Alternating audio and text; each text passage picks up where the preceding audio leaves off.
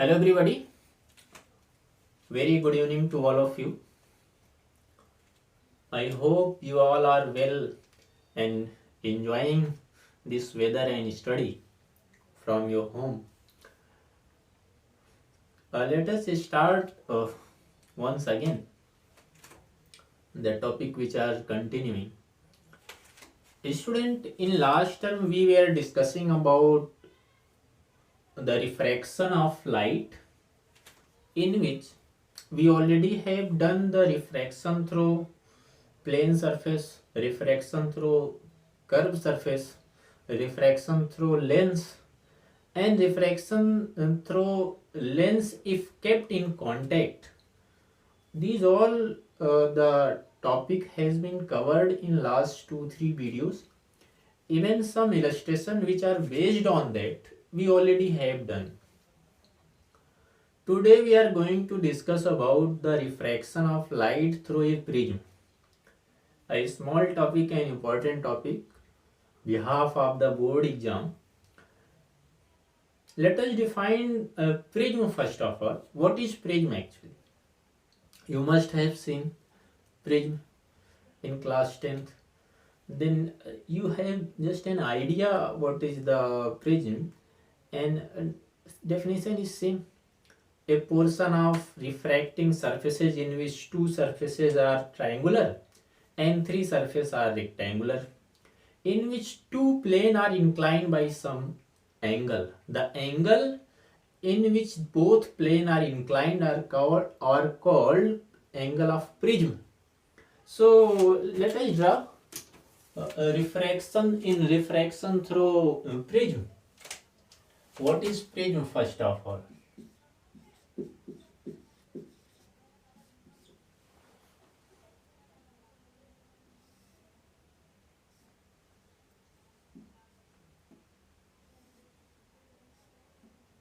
Define करते हैं.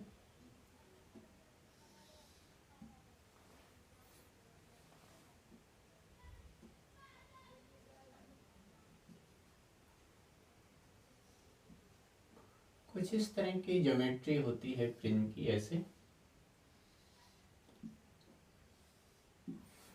एक पिरामिड शेप का होता है. ये जो दो प्लेन हैं जो कि देख सकते हैं रेक्टेंगुलर हैं, एक ये तीसरा प्लेन रेक्टेंगुलर, ये दोनों ट्रायंगुलर शेप के हैं. इन दोनों प्लेन के बीच कुछ एंगल होगा. ये वाला जो एंगल है, अगर हम इन दोनों सरफेस को रिफ्रैक्शन के लिए यूज करते हैं, इसी एंगल को एंगल ऑफ प्रिज्म बोलते हैं. और हमेशा हम इस प्रिज्म को ऐसा 3D ना बना के बल्कि एक ट्रायंगल शेप का ऐसे बनाते हैं, इस तरह से बनाते हैं. ये वाला एंगल यही एंगल है, इसको एंगल ऑफ प्रिज्म ए कहा जाता है. तो this is the prism. Glass slab में दो सरफेस एक दूसरे के पैरेलल होते थे. यहाँ पर दो सरफेस जिनसे रिफ्रैक्शन होना एक दूसरे से इंक्लाइंड.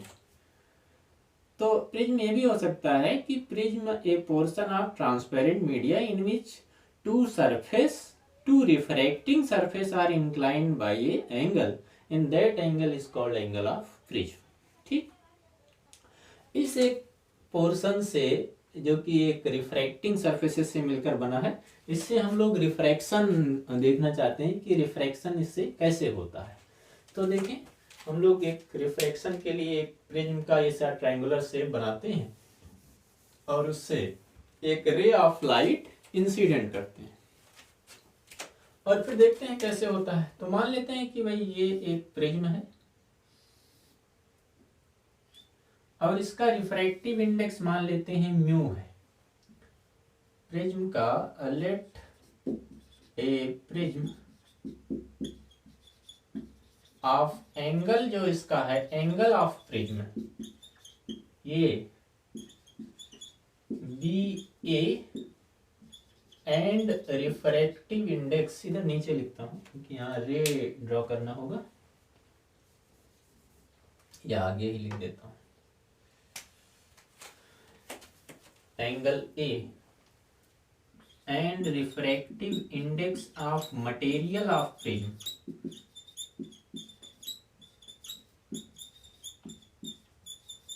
बी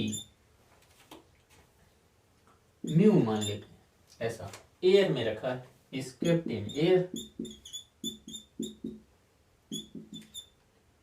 इसको एयर में हमने रख दिया।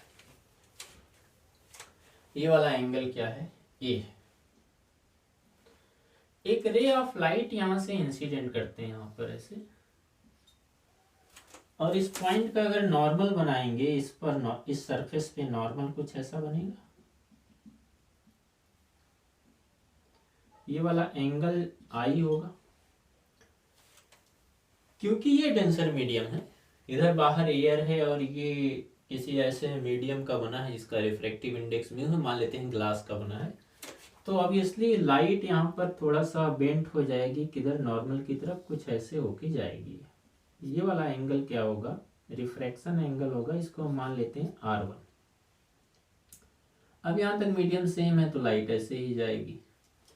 फिर से एक सरफेस मिल रहा है, एक इंटरफेस मिल रहा है, यहाँ पर एक मीडियम अलग है और बाहर अलग मीडियम है। फिर से हम इस पॉइंट का नॉर्मल ड्रॉ करते हैं।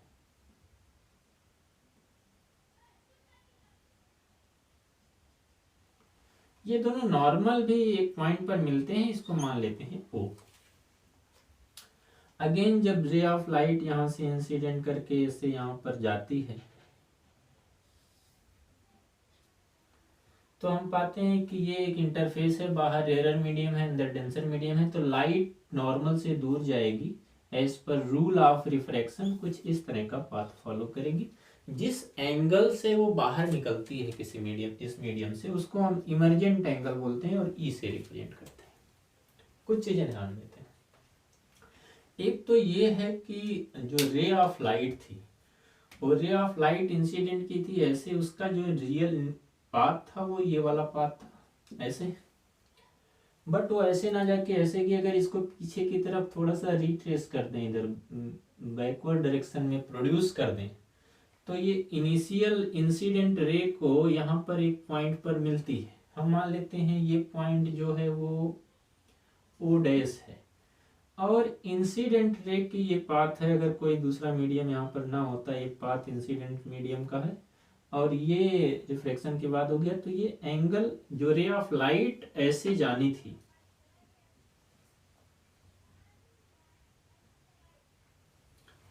जो रे ऑफ लाइट ऐसे जानी थी वो ऐसे ना जाके बल्कि ऐसे गई है, इतना मुड़ गई है, इतना डेविएट हो गई है, so it is called angle of deviation, और इसको डेल्टा से रिप्रेजेंट करते हैं और कहते हैं ये क्या है, एंगल ऑफ डेविएशन है।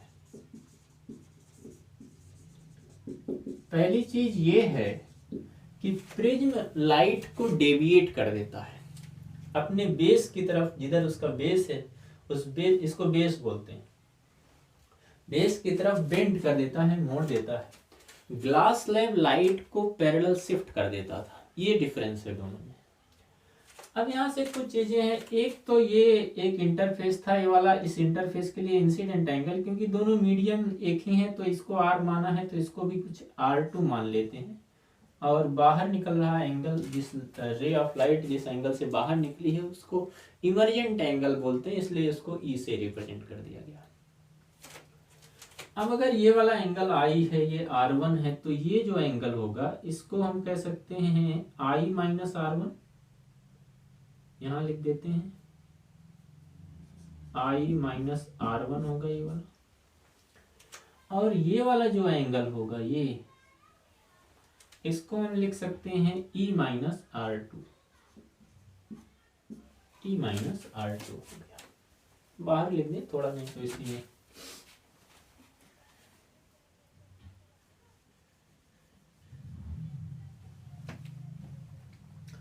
ये जो एंगल है ये, इसको यहां लिख देते हैं और ये हो जाएगा E माइनस R2,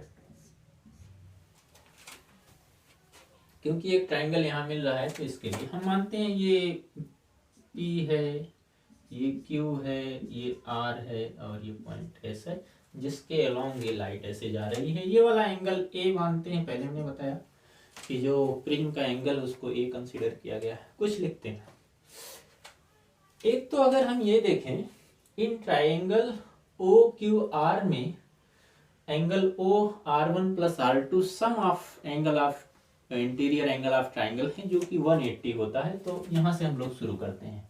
बेसिकली हमको करना क्या है, देखो, क्योंकि लाइट डेविएट हुई है, अब जबकि लाइट डेविएट हुई है तो इसका डेविएशन एंगल निकालना है, और डेविएशन एंगल आएगा कैसे, ये वाला एंगल डेविएशन एंगल है जो कि ओ प्राइम क्यू आर के लिए एक एक्सटीरियर एंगल है।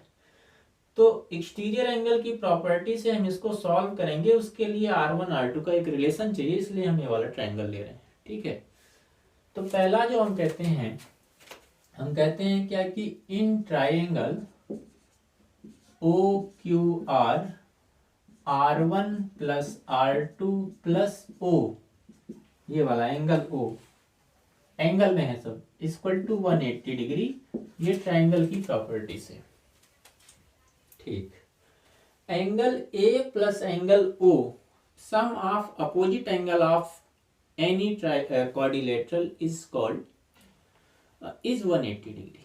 किन्हीं दो अपोजिट एंगल का जो सम होता है वो भी क्या होता है, 180 होता है। तो ये प्लस ये भी हम क्या कह सकते हैं, in quadrilateral A Q O are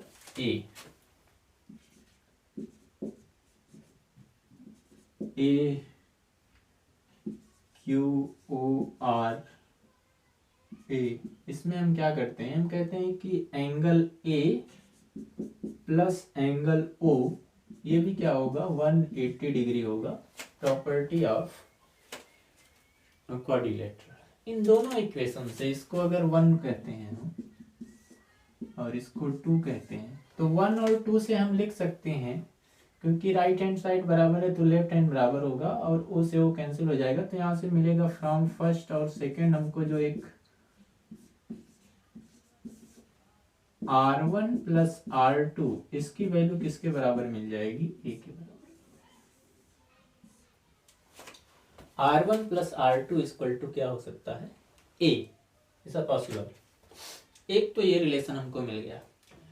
अब हम आते हैं इसमें एक्सटीरियर एंगल प्रॉपर्टी में, in triangle O Q R delta an exterior angle, in triangle O prime Q R delta is an exterior angle, ये एक एक्सटीरियर एंगल है। तो हम डेल्टा इक्वल टू क्या लिख सकते हैं, एंगल सम ऑफ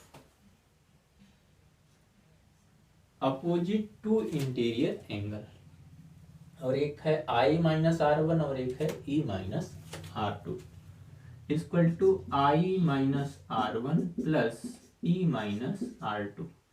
थोड़ा सा रीअरेंज कर दें तो I plus E minus R1 plus R2। क्योंकि R1 प्लस R2 की वैल्यू A है, तो इसको हम लिख सकते हैं कि delta equal to I plus E minus A। Equation 3, यानी डेविएशन एंगल किसके बराबर हो गया, I plus E equal to A। तो ये डेविएशन है। अब इसमें क्या होता है, एक्चुअली ये एक एक्सपेरिमेंट भी है डेविएशन निकालने के लिए, या रिफ्रैक्टिव इंडेक्स, इस मीडियम का रिफ्रैक्टिव इंडेक्स निकालने के लिए एक एक्सपेरिमेंट है क्लास 12 के लिए। उसमें हम क्या करते हैं कि हम ये इंसिडेंट एंगल चेंज करते हैं। इंसिडेंट एंगल चेंज होगा तो ऑब्वियसली डेविएशन एंगल भी चेंज होगा। जब हम ये डिफरेंट वैल्यू रख रख के डेविएशन एंगल ऐसे निकालते रहते हैं ग्राफिकल मेथड से, तो हमको एक कंडीशन ऐसी आती है कि एक ऐसे इंसिडेंट एंगल पर जिसपे ये डेल्टा मिनिमम होता है, वो एक सिचुएशन है, एक कंडीशन है। तो मुझे लगता है कि ये इतना मैं रफ करूंगा और उस मिनिमम डेविएशन के केस को मैं डिस्कस करूंगा यहाँ पे। तो इसको नोट कर लें, यहाँ से इसको हम रफ करेंगे। और वो एक सर्टेन सिचुएशन जिस पर डेविएशन मिनिमम होता है, let us discuss on it, उसको हम डिस्कस करते हैं, इसको हम रफ करते हैं।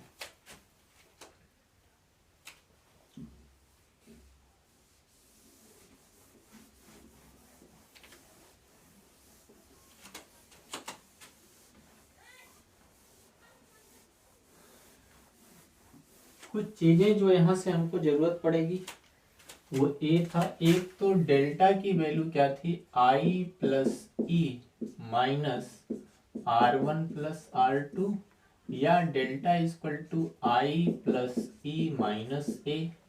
और दूसरा जो था R1 plus R2 equal to ए। ये कुछ चीजों की जरूरत पड़ेगी।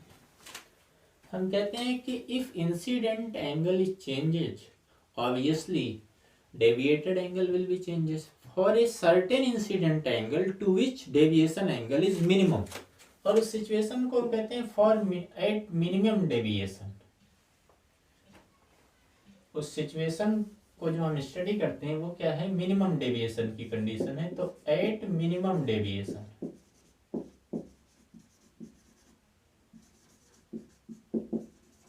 और इस मिनिमम डेविएशन के लिए रिफ्रैक्शन थ्रू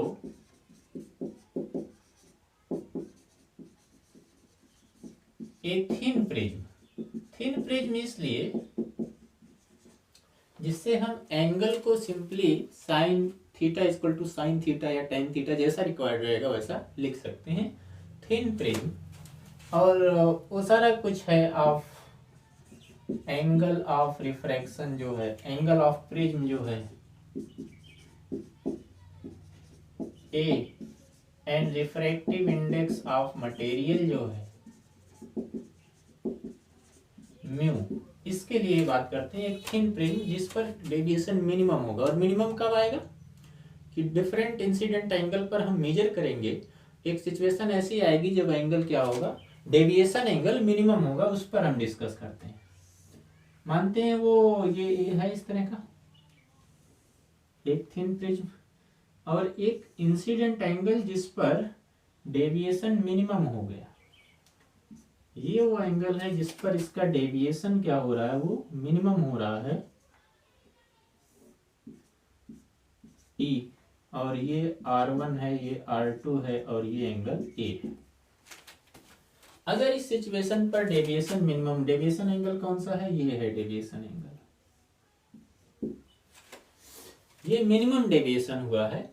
उस सिचुएशन पर क्या होता है देखो, एट मिनिमम डेविएशन एक तो ये होगा कि angle of I equal to E हो जाएगा फर्स्ट, और दूसरी एक चीज मेजर करने पर ये पता चलेगी कि R1 इक्वल टू R2 हो जाएगा। तो हम इसको मान लेते हैं जो दोनों वैल्यू आई ई बराबर है, इसको हम कोई मान लेते हैं आई ऐसा मान लेते हैं, और इसको हम R मान लेते हैं। जो वैल्यू आएगी दोनों की उसको हम एक को आई समझ ले रहे हैं, आई इक्वल टू ई में आई है, और R1 इक्वल टू R2 जो वैल्यू आ रही है वो कितनी है, R ऐसे मान रहे हैं। अब वहां पर अप्लाई करते हैं। देखो अब जब वहां पे अप्लाई करेंगे तो हमको मिलेगा क्या कि delta equal to I plus E की जगह पर दोनों बराबर हैं तो 2i minus R1 plus R2 की वैल्यू क्या रखते हो, a रखते हो तो आसानी से रख दोगे। यहां से i की वैल्यू मिल जाएगी, कैसे मिल जाएगी, 2i equal to delta plus a, या i इक्वल टू क्या मिल जाएगा, delta plus a by 2, equation 1। उसी तरह से एक चीज और थी, क्या थी, R1 इक्वल टू R2 थी।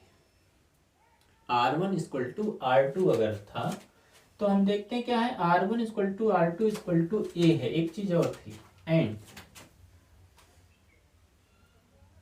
यहां लिखते हैं R1 plus R2 equal to क्या है, A है। अब सिंस R1 R2 दोनों बराबर हैं और किसके बराबर हैं, R के हैं, तो यहां से हम लिख सकते हैं R प्लस R यानी 2R इक्वल टू A, यानी R equal to A by 2। Equation 2 हो गया। अब ना इस इंटरफेस पे हम स्नेल लॉ लगा देते हैं। ये P था, ये Q था, ये R था, ये S था। हम कहते हैं कि by Snell law, Snell law है क्या, at any interface sin I by sin R is equal to a constant, and that constant is refractive index of denser medium with respect to rarer medium from which light is coming। ये होता है। तो हम कहते हैं क्या है कि हम कहते हैं कि म्यू जो होता है refractive index equal to sine I upon sine R। I की वैल्यू और R की वैल्यू यहां से हम रख देते हैं, इसको 3 बना लो, तो from 1 to n3, 1 to n3, तो म्यू इक्वल टू हमको क्या मिल जाएगा, साइन आई, और आई की वैल्यू कितना है, डेल्टा।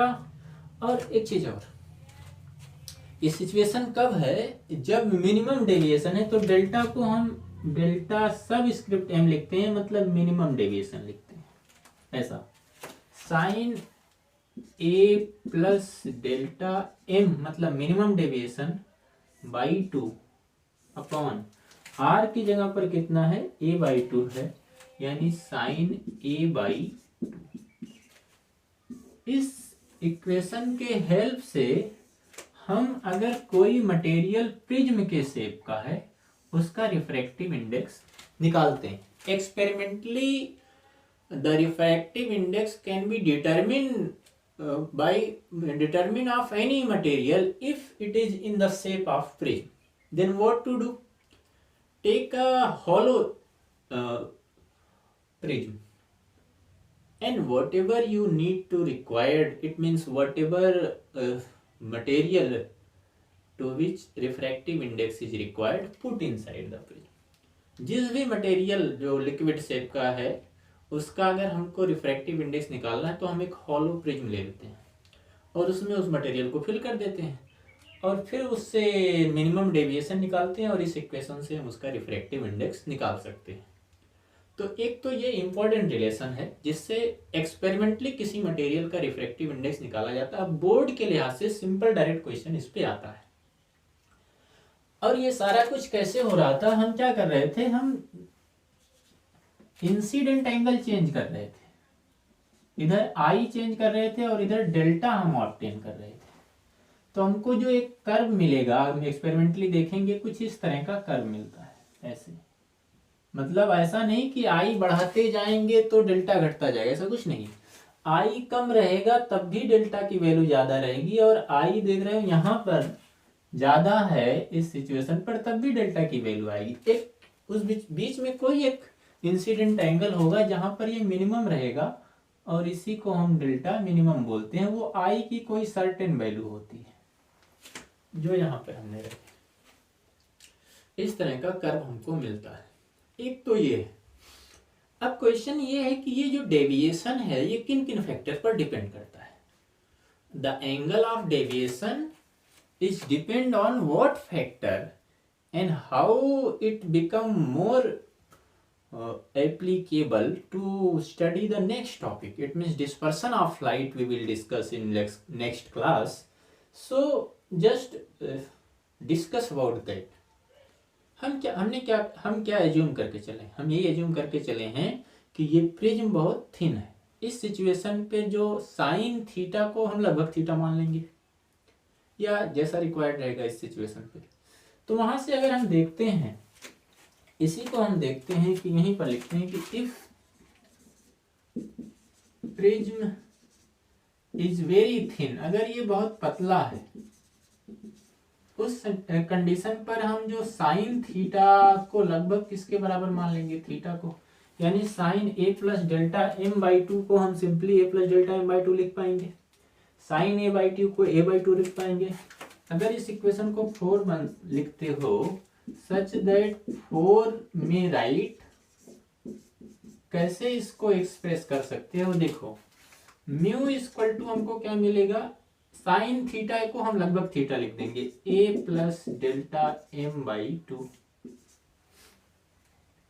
और इसको हम क्या लिखेंगे, अपॉन ए बाई 2।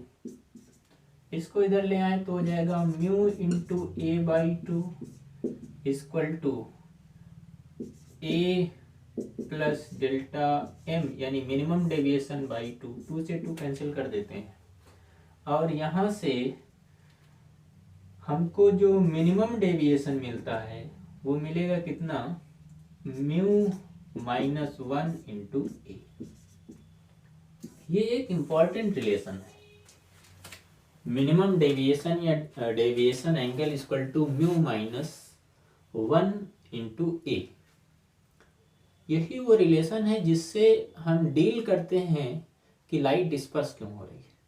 क्योंकि डेविएशन डिपेंड किस पर कर रहा है, रिफ्रैक्टिव इंडेक्स पर, refractive index of medium of prism.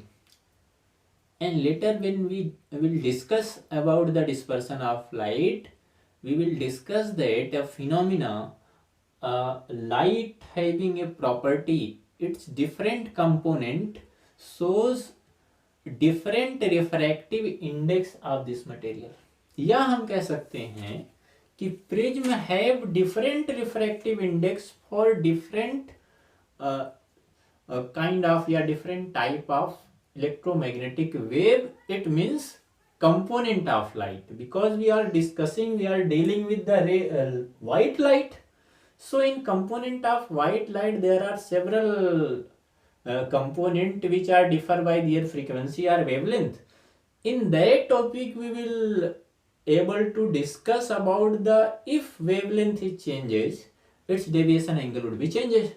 And if this thing is happen, obviously different component will deviated by different angle and will spread out or separated out. That is called dispersion of light. We will discuss in next class. Till that time, just complete your notes up to deviation angle and try to solve the problem which are based on which are given in your book on the basis of this particular topic. And enjoy your life, enjoy your study. Thank you.